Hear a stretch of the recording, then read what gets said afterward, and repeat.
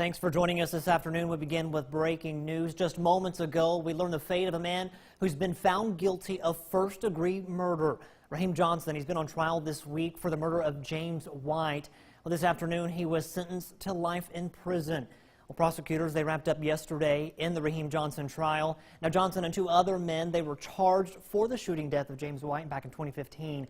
The jury started deliberating this morning. Of course, we'll have an update for you on this story online at WCBI.com and again tonight at 5 and 6.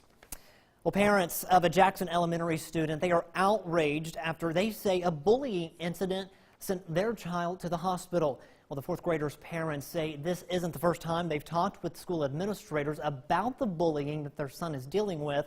Morgan Wagner has the story, and we want to warn you, some of these images may be graphic. And when we was getting ready to line up to go home, he had stabbed me in the head with a pencil.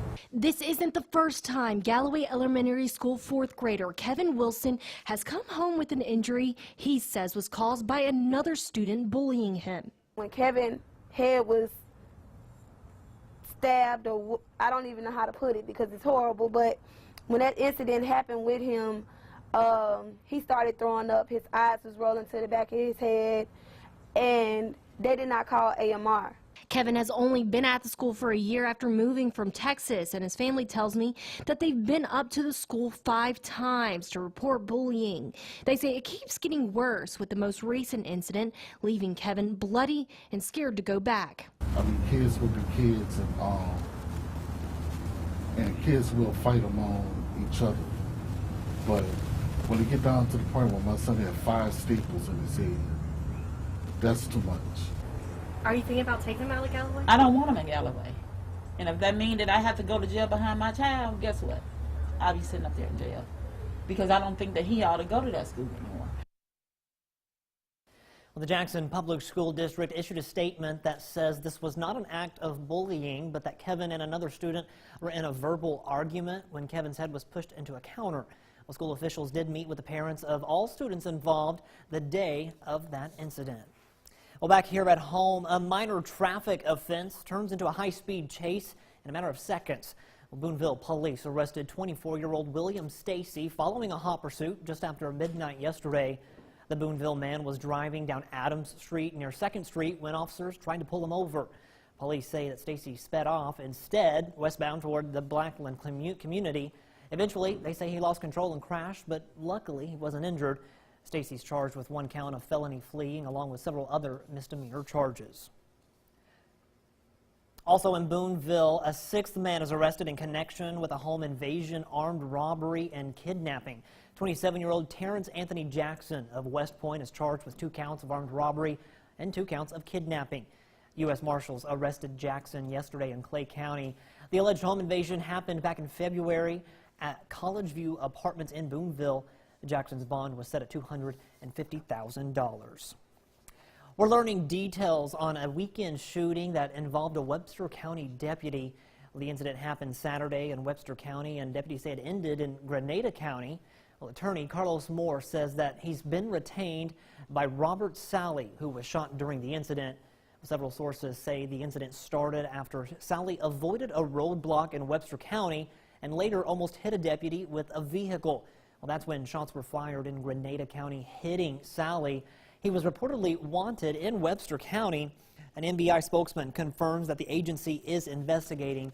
So far, no other details have been released. Well, it's finally the weekend. Let's toss things over to meteorologist Alex Puckett with a first look at our forecast. Hey, Alex. Thank you very much, Scott. Well, mostly sunny once again today. We've got a few thin high clouds, so you can sort of make those out here on the visible satellite. Not much in the way of cloud cover, though, today. Lots of sunshine out there. You can see from our Alpha Insurance Skycam here, top WCBI, some thin high cirrus clouds, but for the most part, just blue skies and sunshine. That's allowed temperatures to climb into the upper 50s and lower 60s. We'll see these numbers continue to climb a little bit more as we go through the rest of the day, as we're going to keep sunny skies on the board as we go through the rest of your Friday, but showers and storms return for the weekend. We're going to have the latest on those coming up in a few more minutes. Scott? All right, thank you very much, Alex. At the state capitol, our nation's toughest abortion bill is now passed both houses in the state legislature. However, Attorney General Jim Hood says it could be a tough tough to defend in court. House Bill 1510 bans most abortions after 15 weeks of pregnancy. If Governor Phil Bryant signs it, the new law will be the toughest abortion bill nationwide. Hood says he expects a challenge to the bill. Only two exceptions apply: a threat to life of the pregnant woman or a fetus that could not survive outside the womb at a full term due to a health problem. Well, the current state law bans abortions after 20 weeks of pregnancy. President Trump popped into the White House briefing room Thursday evening and alerted reporters that a big announcement about North Korea was coming. Well, shortly after that, we found out that the president has agreed to a meeting with North Korea's Kim Jong-un. Wee Zhang has more from the White House. President Trump has agreed to a face-to-face meeting with North Korean dictator Kim Jong-un. South Korean National Security Advisor Chung Eui-yong met with Kim last Monday and delivered the offer for a meeting to President Trump last night. Kim Jong-un said he is committed to denuclearization. Kim pledged that North Korea will refrain from any further nuclear or missile tests. The chance for diplomacy is a stunning reversal for the two leaders, who had previously only traded insults and threats of war. We were on a collision course with North Korea. There was a possibility of a war with unpredictable and potentially catastrophic consequences. Nicholas Burns has dealt with North Korea under Presidents Clinton and George W. Bush. He says the talks are not without risk. If President Trump and Kim Jong-un fail in their summit efforts, there's really nowhere else to go. That then could drive us back towards thinking about a military option to stop the North Koreans from developing a nuclear weapon. There is still plenty of skepticism inside the White House about whether the North will live up to its end of the bargain, which means for now, sanctions against North Korea will remain in place. Wee Zhang, CBS News, the White House. Now, negotiations still need to take place to determine the specifics of talks, such as talks as when and where they will take place. All right, well, still with us. There's more Midday to come right after this.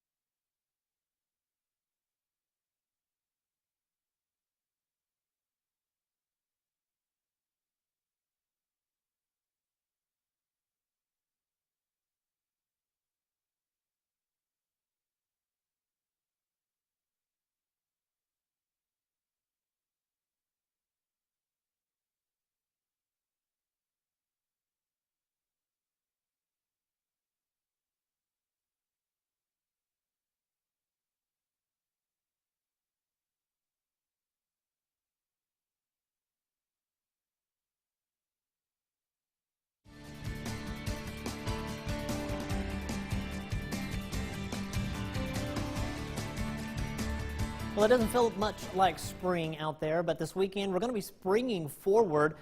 Oh, that's the tease there. Sorry about that, y'all. Well, the Kansas City family has doubled in size in a very special way. 3 identical triplets. They're now home after more than 2 weeks in the hospital. Kenneth Craig has more on what many medical experts say is a mystery. From a family of 3 to a family of 6. We didn't think it was that big a deal initially. The Choge family is grateful to be taking home these 3 healthy, identical bundles of joy. The triplets, Ron, Elkanah, and Abishai, were born minutes apart at Truman Medical Center and were 6 weeks premature. Our little guy here, Ron, is smaller than his brothers. He's about a pound smaller, so we know him by size. These two, we know them by their armbands, their hospital bands. Really no complications in the mom's pregnancy or after delivery other than some problems with prematurity. Dr. Joshua Petrikin is the medical director of the NICU. Triplets by themselves are rare. It's something on the order of 1 in 9,000 or so. But identical triplets is very rare. Some estimates show they occur just once in 20 to 30 million births. The triplets have a 2-year-old brother who already knows their names. He's taken it phenomenally well, and he gets sad sometimes when we're at the baby doctor, but he's excited. And while any new parents can get overwhelmed caring for new babies, I think that great things are possible. At the moment, it seems like a mountain, but when you pass it, you're like, oh, it's just a little anthill. this family of 6 is ready to settle in. Kenneth Craig, CBS News. Well, the family says now they're just looking for a bigger vehicle that will fit every single one of them. Well, it's hard to believe that this weekend we're going to be springing forward. And by the way, it marks the 100th anniversary to move our clocks up 1 hour. But Mary Maloney looks at the impact that the time change has on our bodies. It's that time of year again. Time to spring forward and change your clock. On Sunday at 2 a.m., the time will advance instantly, but it will take a lot longer for our body clocks to adjust. Losing 1 hour may not seem like much, but that small change can be a big deal for your health. According to the Centers for Disease Control and Prevention, many people aren't getting enough sleep to begin with. So the additional sleep shortage can lead to deadly consequences. The Monday after the time shift is linked to an increase in car crashes. That's according to a Stanford University study which looked at 2 decades worth of data. Also, adults who miss out on even 1 hour of sleep a day are more likely to report health problems like diabetes, depression, and heart disease.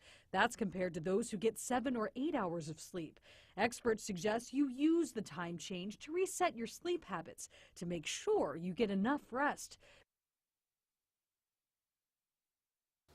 Daylight saving time began in the U.S. back in 1918, and 100 years later, 73 countries still practice the system. Well, we're not springing forward to it just yet, but we are springing forward to the weekend, and I'm ready for it. How about you, Alex? I am too, and this afternoon, if you're kicking off your weekend a little bit early, absolutely picture perfect weather, but showers and thunderstorms return Saturday. I'm going to time those out for you coming up after the break.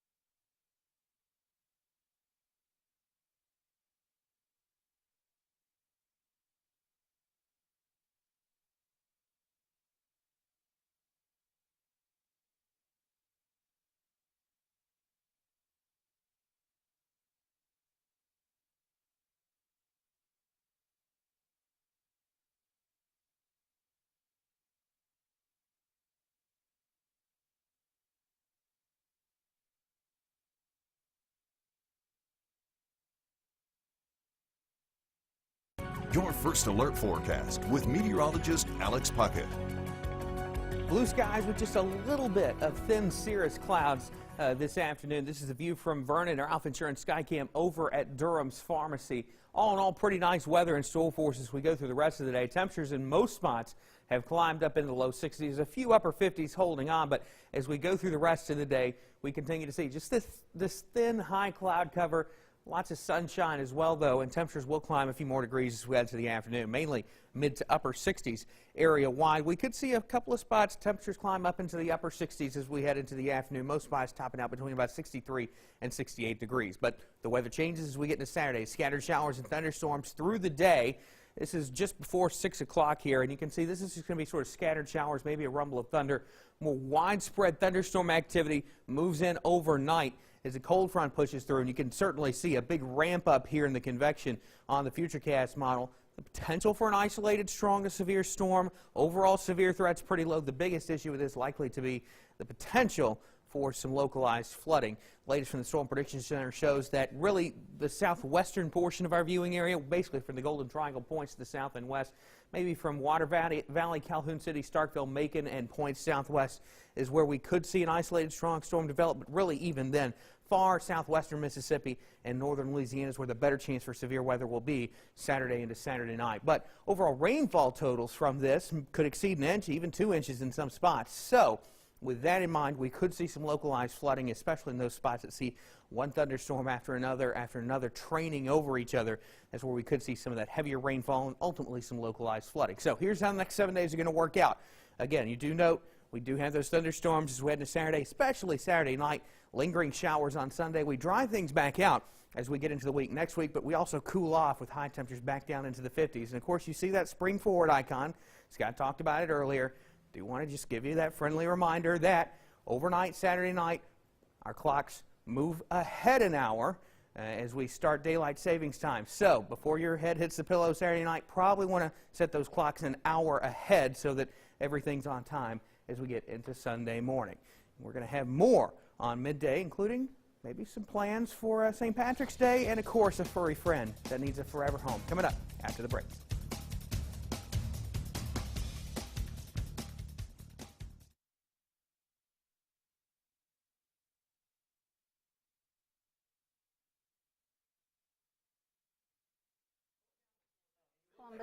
Columbus Lounge Humane Society. There you go. But you got to look mean. Krieger. Colin Krieger. Hello, Colin Krieger.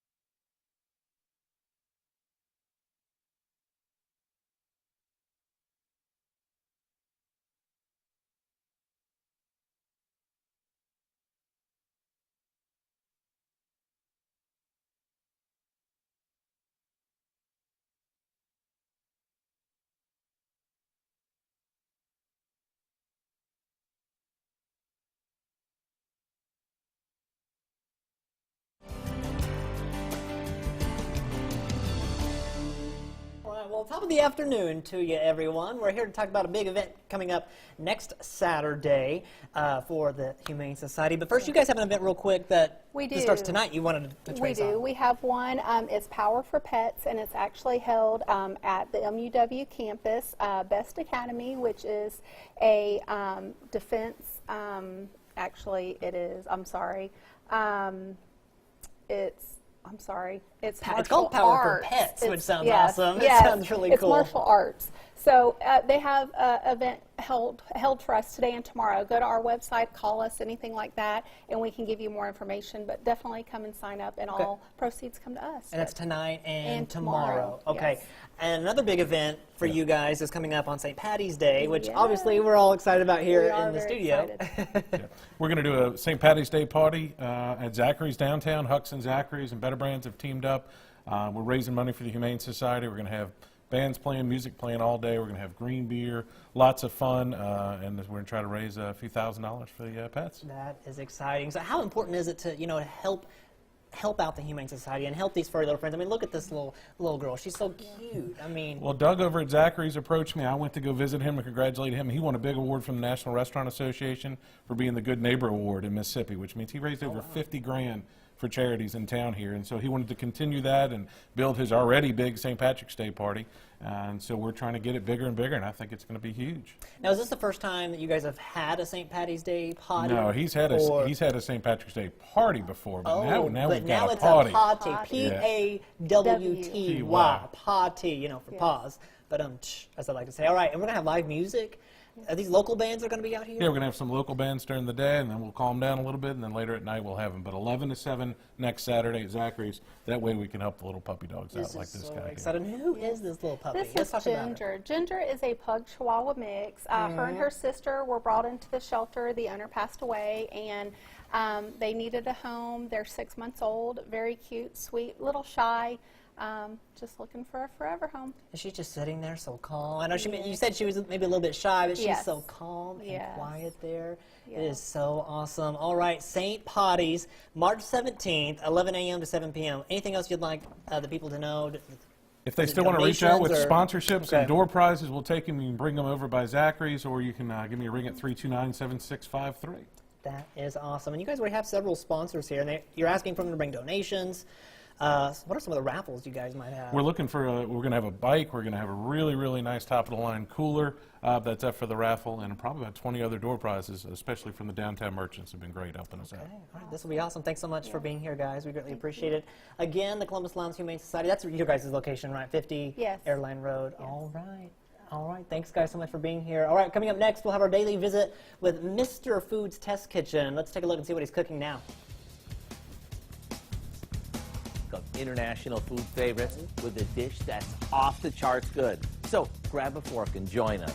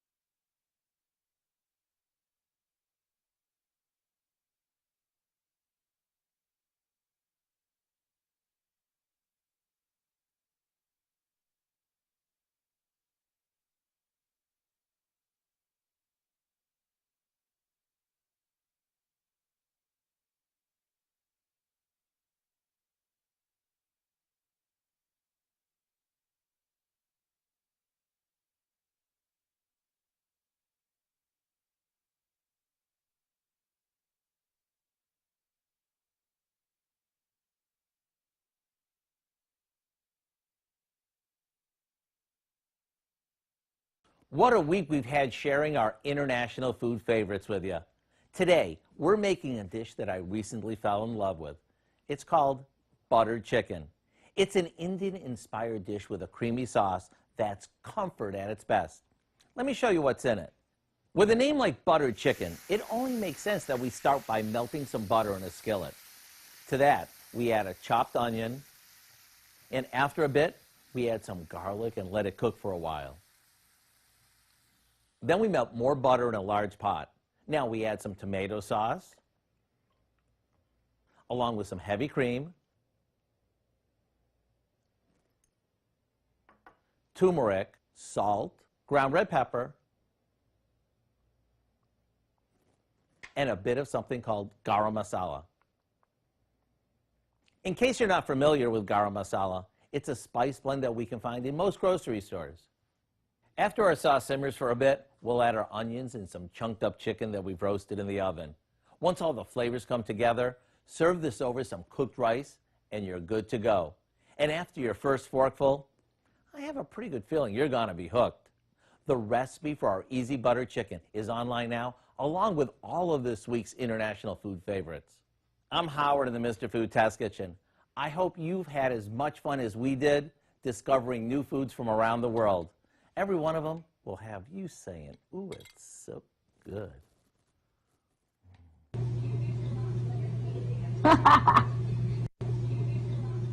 So apparently Amazon's Alexa is randomly laughing just out of the blue. Several Alexa users, they've reported the strange laughter on social media. One Twitter user said that he thought it was a kid laughing behind him. Now Amazon has stated that in rare circumstances, Alexa mistakenly hears the phrase Alexa laugh. Well, this has prompted Amazon to change the phrase to Alexa, can you laugh? Which is less likely to have false positives, but I think it's so funny. No, this is how it starts. I saw Terminator. This is how it starts. Well, we were just talking. People on social media have kind of said it freaks them out, which I guess if you just hear this random... That's creepy. Ha, ha, ha. It's creepy. It might scare you just a little bit. This is how Skynet begins. The machines are taking over. You heard it here first. I don't have an Alexa. I have a friend that uses one. I need to ask her if hers ha-ha-has. We're going to ha-ha-ha on out of here. Have a good day.